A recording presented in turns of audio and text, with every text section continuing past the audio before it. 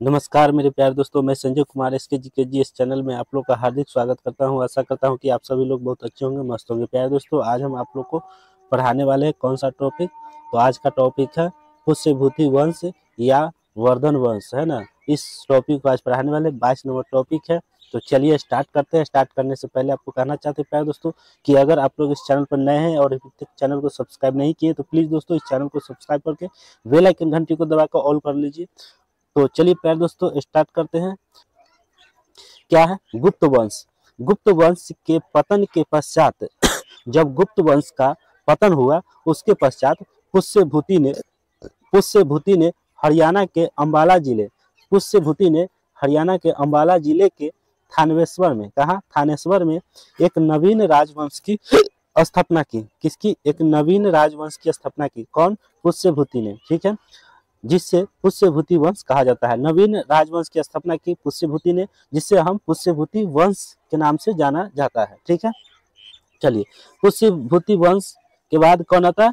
प्रभाकर वर्धन, है ना। प्रभाकर वर्धन 580 ईस्वी में गद्दी पर बैठते हैं और 605 ईसा पूर्व तक एक गद्दी संभालते हैं। ठीक है, और प्रभाकर वर्धन को जो है इनको पुत्र और पुत्रियां हुए। ठीक है, क्या है? 2 पुत्र हैं, 1 पुत्री है। ठीक है, तो राज्य क्या है? राज एक सेकेंड, ये क्या है? राज्यवर्धन। क्या है प्यारे दोस्तों? राज्यवर्धन और हर्षवर्धन 2 पुत्र हुए। इनको जो है राजवर्धन और हर्षवर्धन 2 पुत्र हुए और एक राजश्री पुत्री हुए। प्रभाकर वर्धन का 3 पुत्र और पुत्रियां हुए। ठीक है, राजवर्धन और हर्षवर्धन और राजश्री। तो राजश्री को जो है कन्नौज के शासक जो है गृहवर्मा से विवाह कर दिया गया। राजश्री को कन्नौज के शासक जो थे उन गृहवर्मा से विवाह कर दिया गया राजश्री को। ठीक है, चलिए हम आगे कहानी इनको पूरा डिटेल में पढ़ते हैं। क्या है? प्रभाकर वर्धन। प्रभाकर वर्धन इस वंश की स्वतंत्रता का जन्मदाता जो है, स्वतंत्रता का जन्मदाता था। कौन? तो पुष्यभूति वंश। ठीक है, आगे प्रथम प्रभावशाली शासक था। प्रभाकर वर्धन की पत्नी का नाम क्या था? तो यशोमती। क्या था? यशोमती थी प्रभाकर वर्धन की पत्नी का नाम, याद रखिएगा। आगे है जिससे 2 पुत्र हुए। यशोमती को 2 पुत्र हुए। कौन कौन? राजवर्धन और एक हुआ हर्षवर्धन। राजवर्धन, एक हर्षवर्धन। ठीक है, चलिए उसी तरह जो है राजश्री लड़की एक भी पैदा हुआ। क्या है? उसका नाम है राजश्री। ठीक है, समझ चुके हैं। 2 लड़का है। कौन कौन? राजवर्धन, हर्षवर्धन। लड़की का नाम राजश्री पैदा हुए। राजश्री का विवाह मौखरी वंश के मौखरी वंश के गृहवर्मा से हुआ। ठीक है, प्रभाकर की बीमारी से आहत होकर यशोमती ने आत्मदाह कर लिया। क्या कर लिया? आत्मदाह कर लिया, है ना। बीमारी से आहत होकर यशोमती ने आत्मदाह कर लिया। अगला, मालवा के शासक देव ने गौड़ या बंगाल के शासक संसाक की सहायता से गृहवर्मा की हत्या कर दी, है ना। मालवा के शासक देव ने बंगाल की शासक संसाक की सहायता से गृहवर्मा की हत्या कर दी। ठीक है, संसाक ने राजवर्धन की भी हत्या कर दी। राजवर्धन को भी क्या कर दिया गया? हत्या कर दिया गया।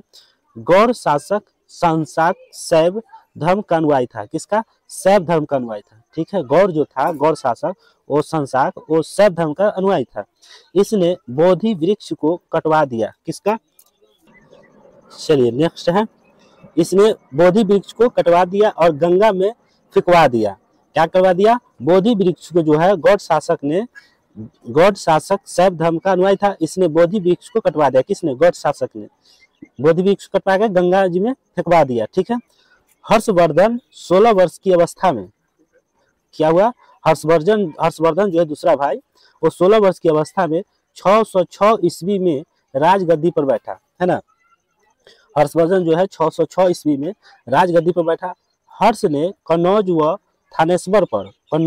और थानेश्वर पर अधिकतर कर अपनी राजधानी, अधिकतर कर जो है अपनी राजधानी कन्नौज को बनाया, है ना।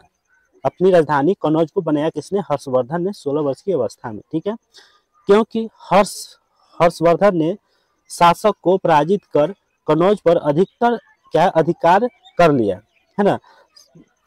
हर्षवर्धन ने संपूर्ण क्या है प्यारे दोस्तों, हर्षवर्धन ने शासक को पराजित कर कन्नौज पर अधिकार कर लिया। हर्षवर्धन ने संपूर्ण उत्तर भारत को विजित किया, क्या क्या विजित किया, विजय किया। हर्षवर्धन ने संभवतः संसाक की मृत्यु के बाद बंगाल पर भी अधिकार कर लिया। कौन? हर्षवर्धन ने। जब इनकी मृत्यु हुआ, है ना, संसाक की जब मृत्यु हुआ तो बंगाल पर क्या कर लिया? अधिकार कर लिया। कौन? हर्षवर्धन ने।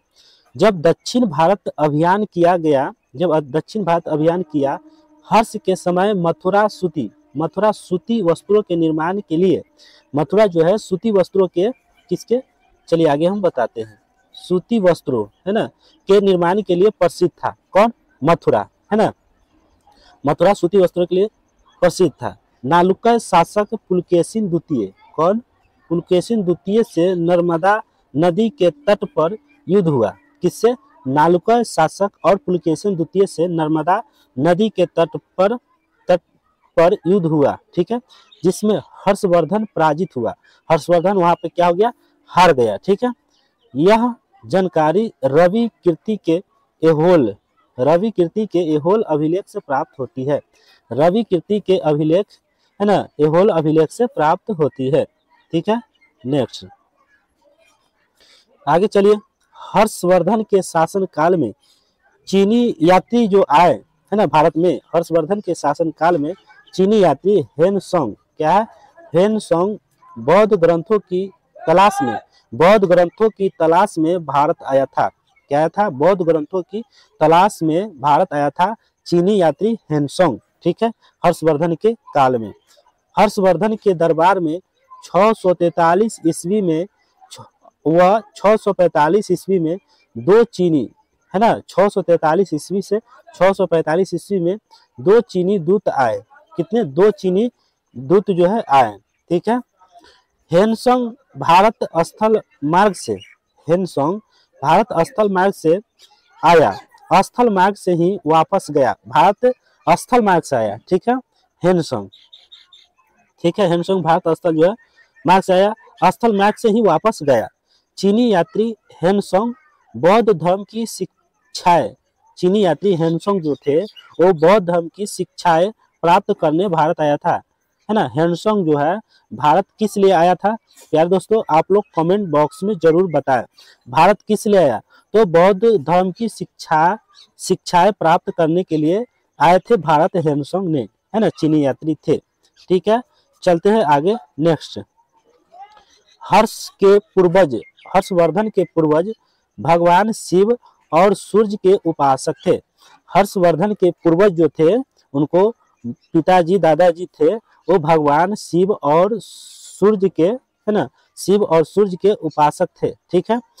परंतु चीनी यात्री हेनसोंग से मिलने के बाद, पहले तो जो है शिव और सूर्य के उपासक थे, लेकिन परंतु चीनी जो है यात्री हेनसोंग से मिलने के बाद हर्षवर्धन ने बौद्ध धर्म की महायान शाखा को राजश्रेय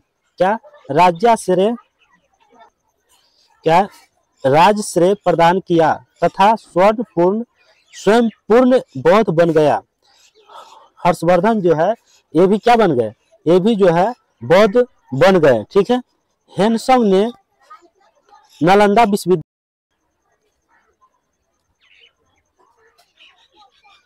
क्या हुआ प्यारे दोस्तों?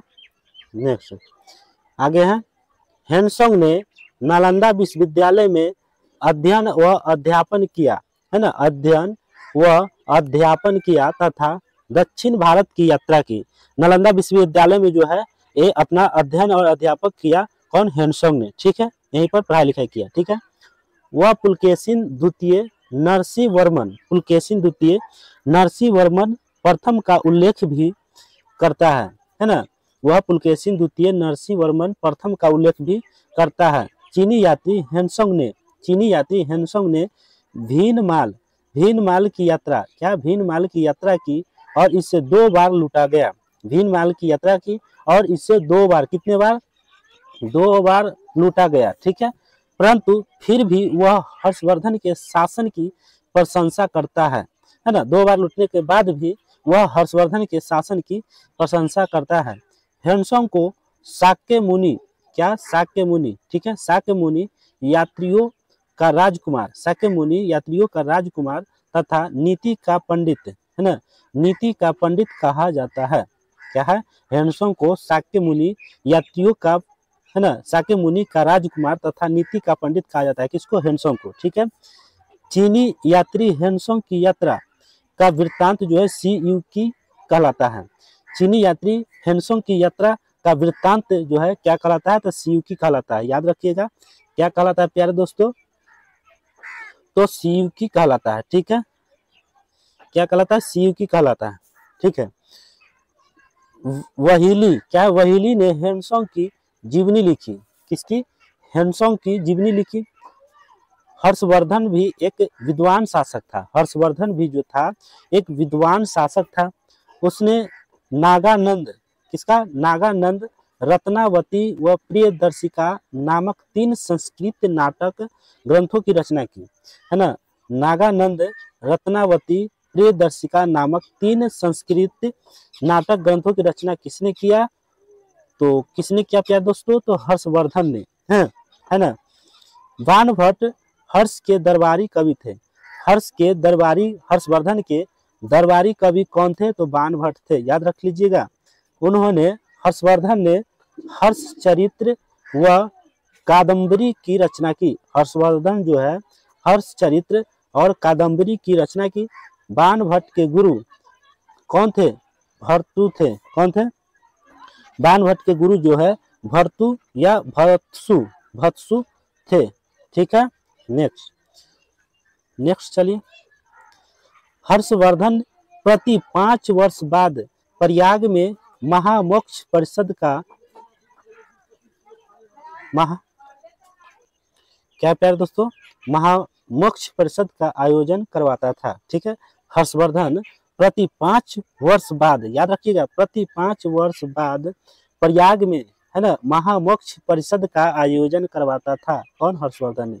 तथा 6ठी महामोक्ष परिषद में ह्वेनसांग ने हिस्सा लिया था। जब 6ठी महामोक्ष परिषद हुआ उसमें जो है ह्वेनसांग ने हिस्सा लिया था।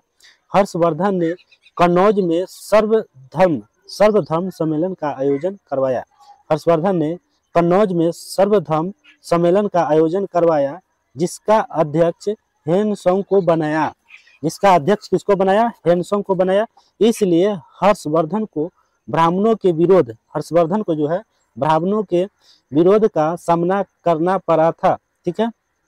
नेक्स्ट आगे चलते हैं दोस्तों। हर्षवर्धन के युद्ध एवं शांति का मंत्री, हर्षवर्धन के युद्ध एवं शांति का मंत्री अवंती था। कौन था, अवंती था। याद रखिएगा, हर्षवर्धन के युद्ध एवं शांति का मंत्री कौन थे, अवंती थे। हर्षवर्धन का महासेनापति, हर्षवर्धन का महासेनापति सिंहनाद था। कौन था, सिंहनाद था। हर्षवर्धन के समय भूमिकर, हर्षवर्धन के समय भूमिकर कृषि उत्पादन का 6ठा भाग, कृषि उत्पादन का कितना, 6ठा भाग वसूला जाता था, है ना। हर्षवर्धन के समय जो है भूमिकर का जो कृषि उत्पादक का जो ये जो है भाग वसूला जाता था, वो कामा 6ठा भाग वसूला जाता था। 691 ईस्वी में हर्षवर्धन ने मगध राज्य की उपाधि धारण की। किसकी, मगध राज्य की। मगध राज्य की उपाधि धारण किसने किया, हर्षवर्धन ने। इंपॉर्टेंट क्वेश्चन है, मगध राज्य की उपाधि धारण किसने किया, हर्षवर्धन ने किया। कब, किस ईस्वी में किया, 691 ईस्वी में मगध राज्य की उपाधि धारण की, ठीक है। हर्षवर्धन कालीन ताम्रपत्रों में केवल 3 करों का उल्लेख, कितने, 3 करों का उल्लेख मिलता है, ठीक है। कौन कौन है, भाग, उसको हम भूमिकर कहते हैं। बलि, जिसको बलि और हिरण्य, ठीक है। हर्ष चरित्र में सिंचाई के साधन के रूप में, हर्ष चरित्र में सिंचाई के साधन के रूप में तुलायंत्र, क्या है, तुलायंत्र, उसको हम जलयंत्र भी कहा जाता है, जलयंत्र का वर्णन है, ठीक है। सेना का सर्वोच्च अध्यक्ष महाबलाधिकृत था। कौन था? महाबली क्या है? महाबलाधिकृत था। ठीक है, नेक्स्ट आ जाइए। अगला क्वेश्चन है प्यारे दोस्तों, हर्षवर्धन के समय महत्वपूर्ण अधिकारी उपरिक्त भुक्ति क्या है? भुक्ति का प्रशासक होता है। ठीक है, हर्षवर्धन के समय जो है महत्वपूर्ण अधिकारी कौन कौन होते थे? तो उपरिक्त जो है अधिकारी वो भुक्ति का प्रशासक होता था। सिंह नायक जो है मुख्य सेनापति होता था। स्कंद गुप्त राजसेना का मुख्य अधिकारी होता था। अवंती जो है शांति एवं युद्ध की मंत्री थे। बृहदेश्वर अश्व सेना का मुख्य अधिकारी होते थे। अमात्य मंत्री परिषद के मंत्री थे। बलाधिकृत पैदल सेना का अधिकारी होते थे। कुंतल अश्व सेना का प्रधान अधिकारी था। दंड पासिक पुलिस अधीक्षक थे। ठीक है, यहाँ तक समझ में आ गया। चलते हैं नेक्स्ट कहाँ चलते हैं प्यारे दोस्तों? तो आपको बताते हैं कि 22 नंबर जो है समाप्त हो चुका है। अब चलते हैं 23 नंबर। कितना? 23 नंबर चलते हैं, आप लोग बने रहिएगा। ठीक है, चलिए 23 नंबर में क्या है प्यारे दोस्तों? तो दक्षिण भारत के प्रमुख राजवंश क्या है? दक्षिण भारत के प्रमुख राजवंश। ठीक है, चलिए पल्लव राजवंश। प्रारंभिक पल्लव शासकों के उल्लेख उनके प्राकृत तथा संस्कृत अभिलेखों में प्राप्त होते हैं। ठीक है, पल्लव राजवंश प्रारंभिक पल्लव शासकों के उल्लेख जो है प्राकृत तथा संस्कृत अभिलेखों से प्राप्त होते हैं। पल्लव राजवंश की स्थापना उस समय हुई जब सातवाहन शक्ति का पतन हो रहा था। किसका? सातवाहन शक्ति का पतन हो रहा था, उस समय पल्लव राजवंश की स्थापना हुआ था। ठीक है, पल्लव का शाब्दिक अर्थ होता है पता या पान होता है ना, होता है। पल्लव शासक ब्राह्मण थे। पल्लव शासक क्या कौन साथी से थे? तो ब्राह्मण थे। ठीक है, लेकिन अभिलेखों में स्वयं का क्षत्रिय बताते हैं। अभिलेखों में क्या बताते हैं? स्वयं को क्षत्रिय बताते हैं। पल्लव वंश का संस्थापक वपदेव थे। कौन थे? वपदेव थे। ठीक है, पल्लव वंश के ये सब क्वेश्चन है, ये सब आंसर है।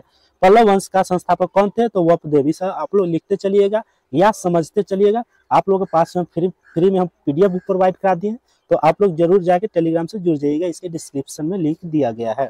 ठीक है, तीसरी चौथी सदी में था। ठीक है, किसका? पल्लव वंश का संस्थापक जो है वपदेव थे। ठीक है, जो तीसरी चौथी सदी में वह संस्थापक बने थे। ठीक है, वापदेव ने आंध्र प्रदेश, किसका? आंध्र प्रदेश। ठीक है, आंध्र प्रदेश। चलिए बने रहिए लास्ट तक। ठीक है, चलिए आंध्र प्रदेश एवं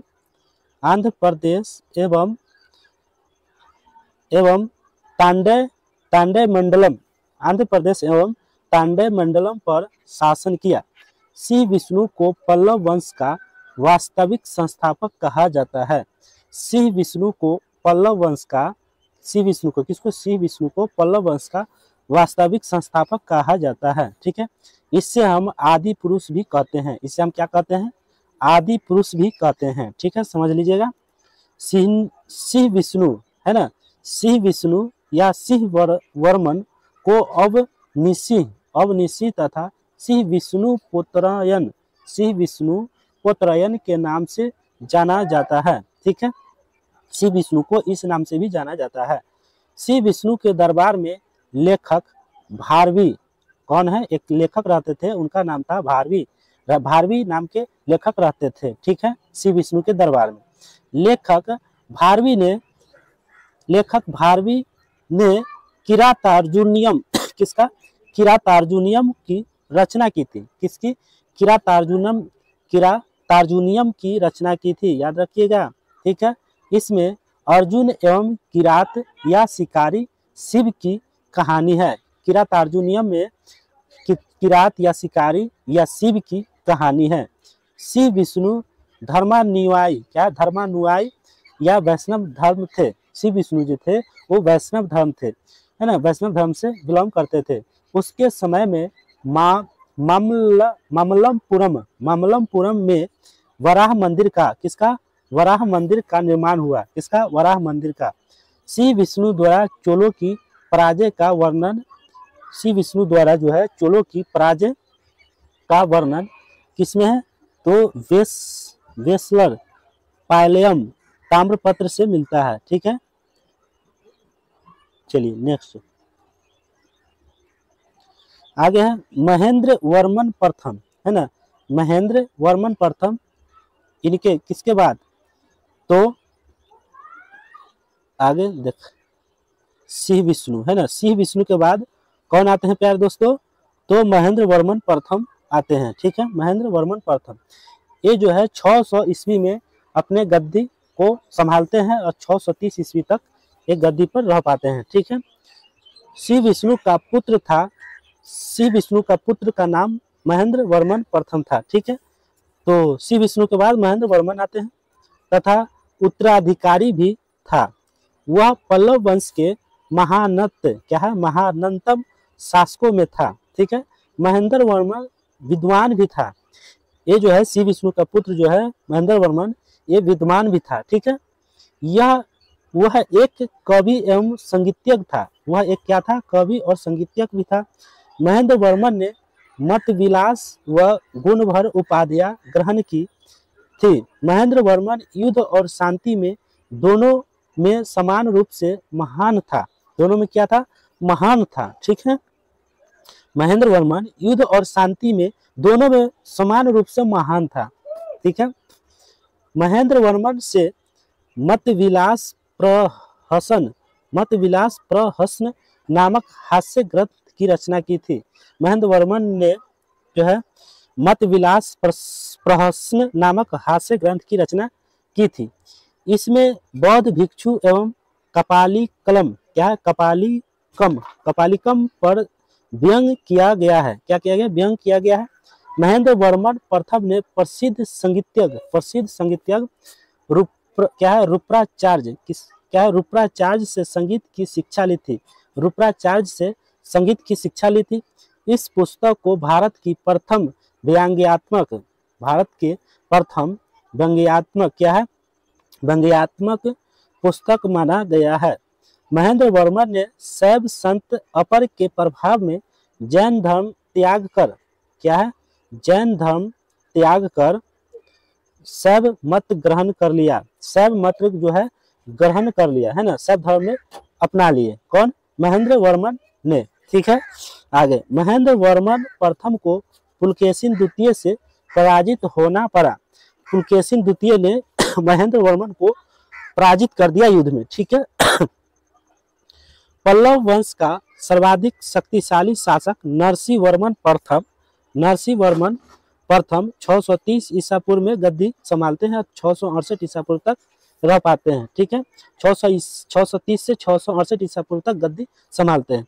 नरसिंह वर्मन ने पुलकेशिन द्वितीय चालुक्य को 3 युद्धों में पराजित किया। कितने, 3 युद्धों में पराजित किया। ठीक है, इसकी जानकारी हमें कुरम अभिलेख, क्या है, कुरम अभिलेख से मिलती है। ठीक है, नरसिंह वर्मन प्रथम में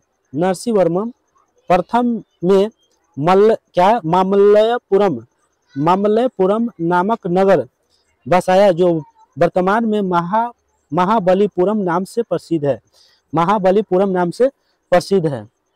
इसने मामल तथा वतापी कुंड, किसका, वतापी कुंड की उपाधि धारण की। ठीक है, नरसिंह वर्मन प्रथम का पराक्रमी सेनापति कौन हुआ, सितोंड था। कौन था, नरसिंह वर्मन प्रथम का पराक्रमी सेनापति कौन था, सितोंड था। ठीक है, महाबलीपुरम के कुछ एकात्मक रथों का निर्माण कार्य नरसिंह वर्मन प्रथम के काल में शुरू हुआ था। क्या है, महाबलीपुरम के कुछ एकात्मक रथों का निर्माण जो है किसके शासनकाल में हुआ था शुरू, तो नरसिंह वर्मन प्रथम के समय में हुआ था। ठीक है, रथ मंदिरों की संख्या 7 है। रथ मंदिरों की संख्या कितनी है दोस्तों, 7 है तथा सबसे छोटा द्रौपदी रथ है। द्रौपदी क्या है, रथ है। जिसमें किसी प्रकार का अलंकरण नहीं है, किसी प्रकार का क्या है, अलंकरण नहीं है। ठीक है, नेक्स्ट, महाबलीपुरम उसके राज्य का सर्वप्रथम बंदरगाह था। क्या था, सर्वप्रथम बंदरगाह था।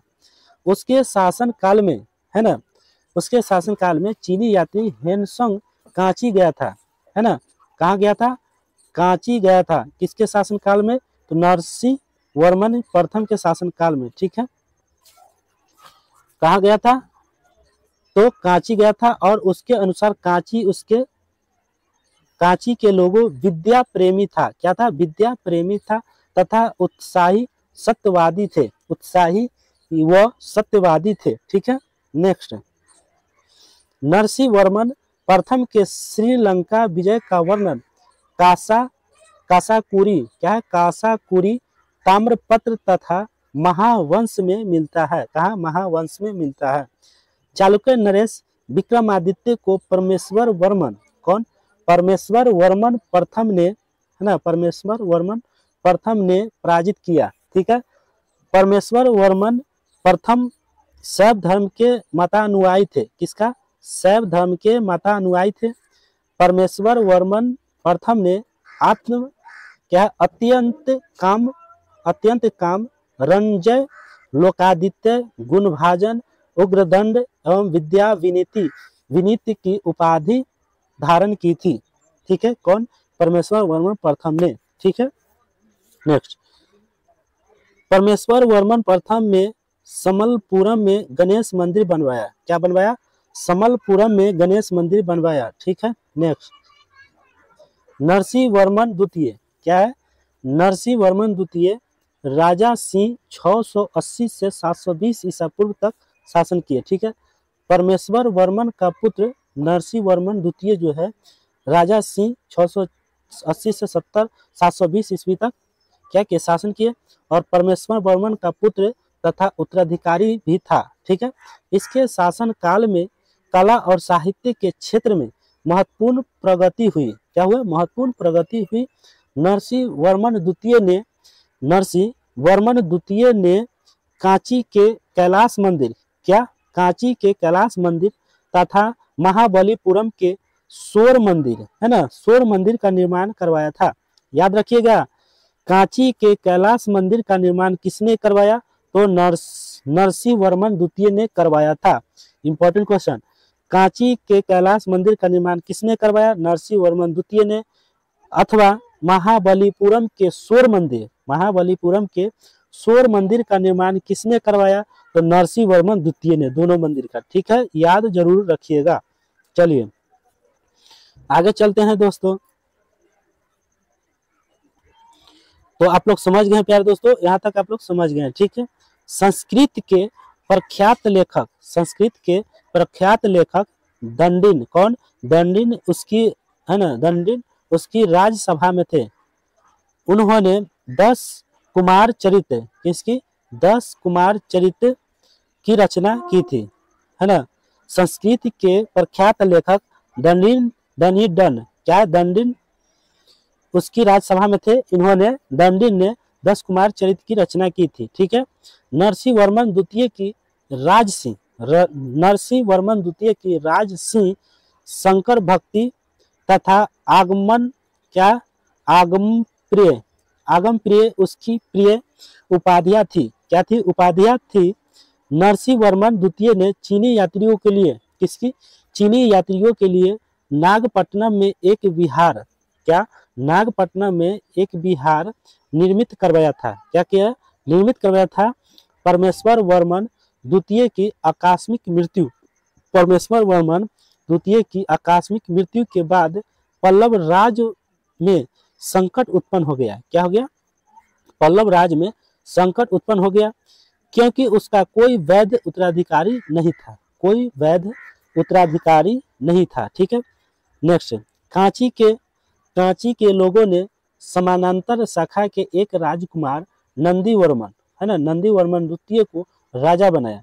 कांची के लोगों ने समानांतर शाखा के एक राजकुमार नंदीवर्मन द्वितीय को राजा बनाया गया। ठीक है, नंदीवर्मन द्वितीय शैव मतानुयायी थे। कौन थे? नंदी वर्मन द्वितीय थे। ठीक है। कला और साहित्य को प्रोत्साहित दिया, कला और साहित्य प्रोत्साहित दिया कि कौन? नंदी वर्मन द्वितीय ने। ठीक है। नेक्स्ट नेक्स्ट है, उसने कांची के मुक्तेश्वर मंदिर और बैकुंठ पेरुमल मंदिर का निर्माण करवाया था। कौन करवाया?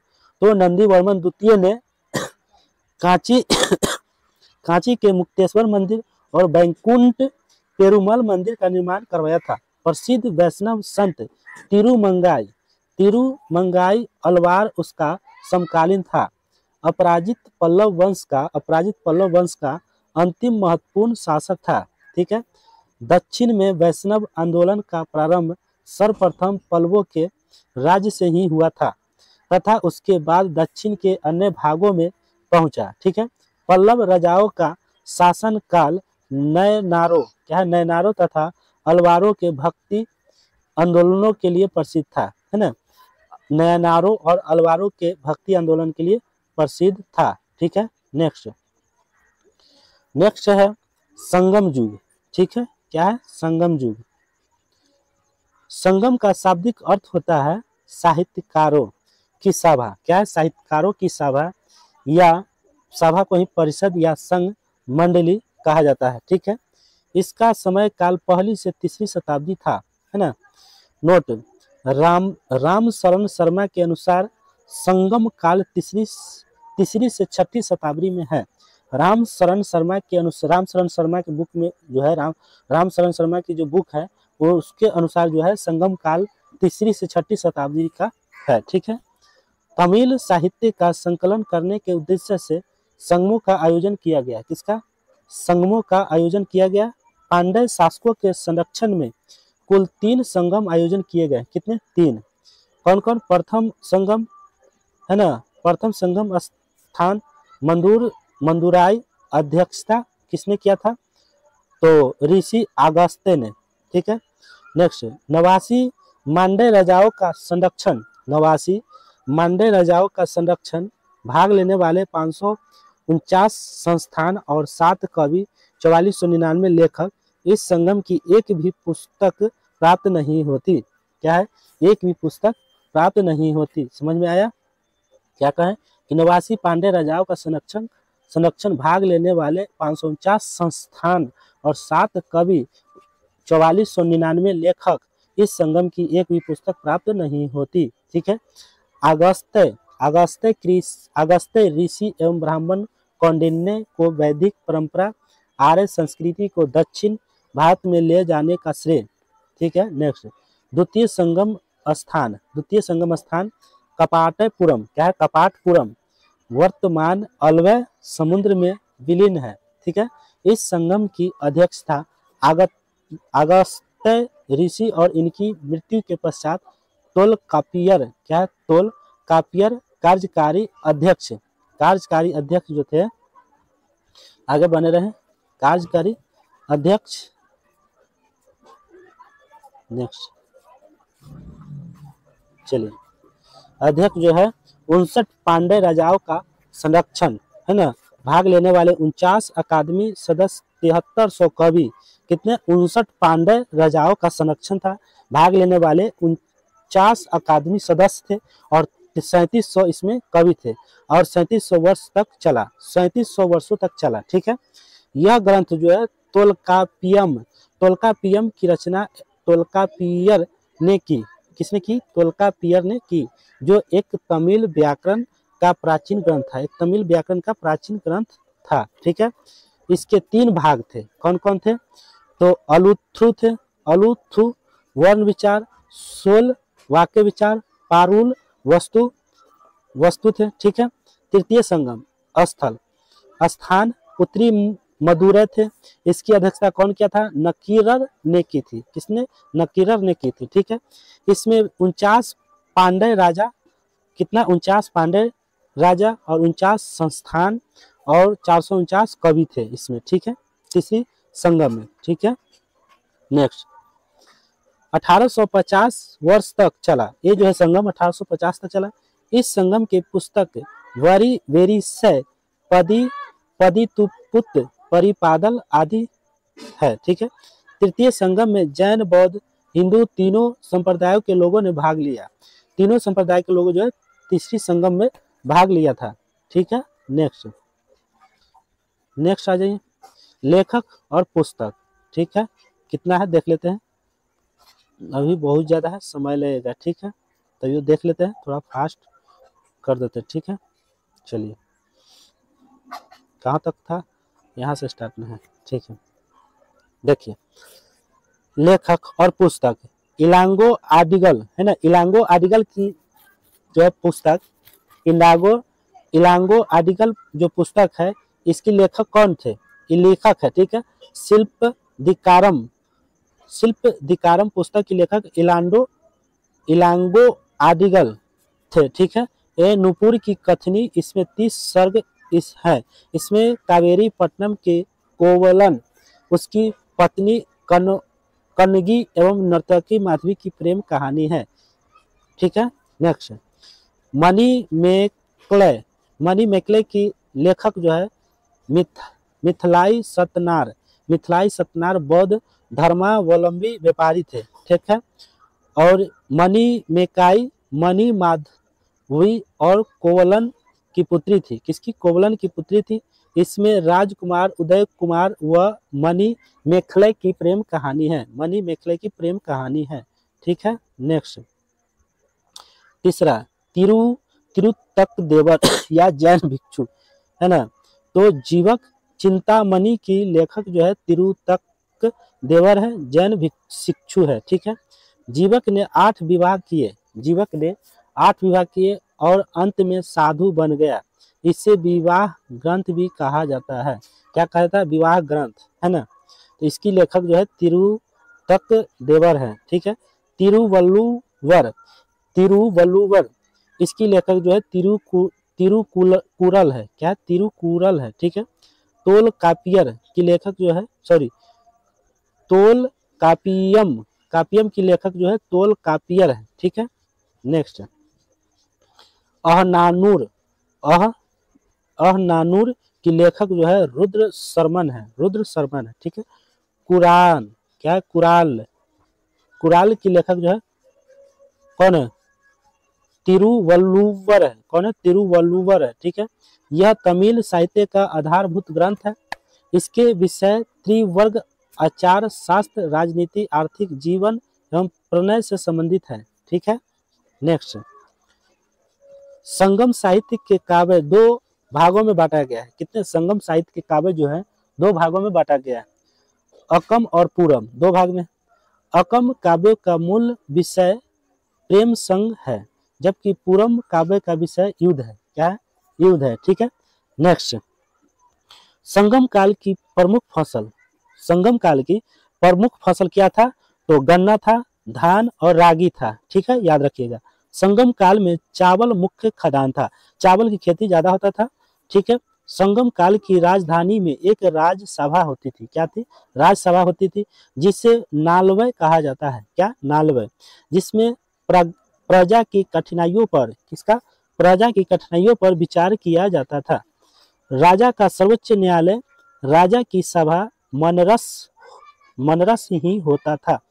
राजा का जन्मदिन प्रति वर्ष मनाया जाता था, जिसे पेरुनल कहते हैं, क्या कहते हैं, पेरुनल कहते हैं, ठीक है। नेक्स्ट चोरी तथा व्यभिचार के अपराध के लिए मृत्यु दंड दिया जाता था, चोरी और व्यभिचार के अपराध के लिए मृत्यु दंड पहले उस समय दिया जाता था, ठीक है।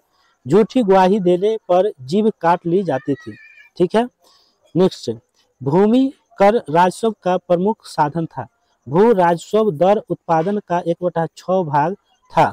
नोट संगम साहित्य में हमें दक्षिण भारत के 3 राजाओं चेर, चोल तथा पांड्य का उल्लेख प्राप्त होता है। संगम साहित्य में हमें दक्षिण भारत के 3 राजाओं चेर, चोल, पांड्य का उल्लेख प्राप्त होता है।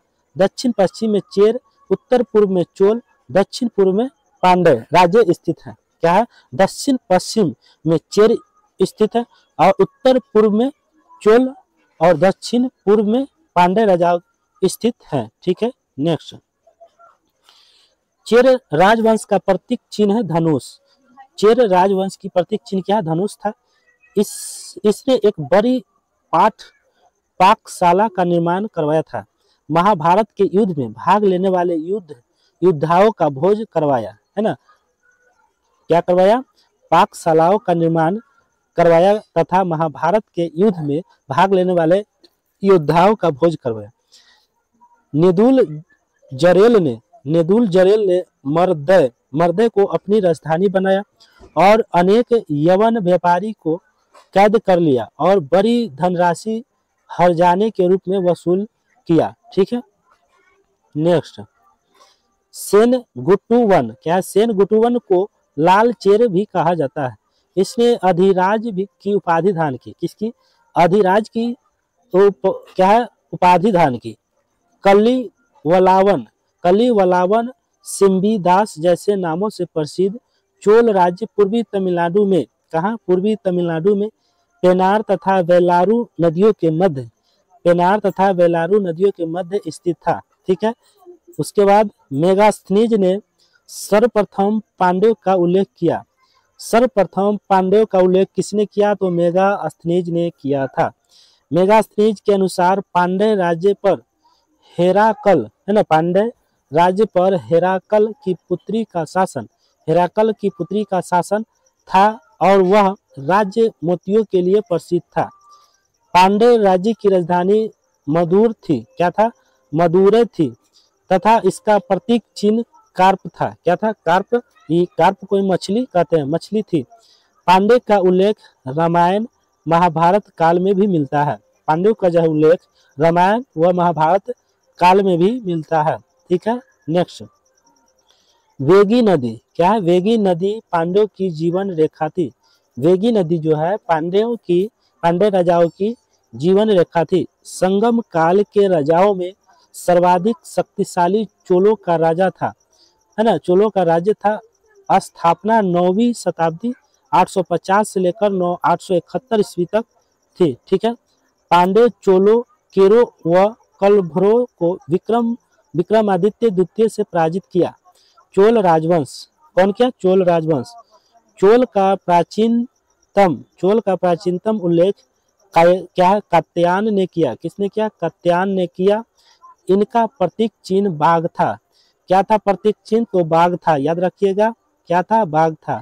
ठीक है, तो चलिए प्यारे दोस्तों, आज की क्लास हम यहीं तक। कल जो है यहाँ से जो भी हम बच गया उसको हम कल इसको हम यहाँ से स्टार्ट करेंगे। कहाँ से स्टार्ट करेंगे, 19 नंबर पेज यहाँ से स्टार्ट करेंगे। ठीक है, फर्स्ट पेज 19 नंबर का यहाँ से हो गया पूरा, यहाँ से 19 नंबर का सेकेंड से स्टार्ट करेंगे। ठीक है, तो आप लोग बने रहें और कमेंट बॉक्स में कल हमको बता दीजिए। ठीक है, चलते हैं प्यारे दोस्तों, जय हिंद, जय भारत।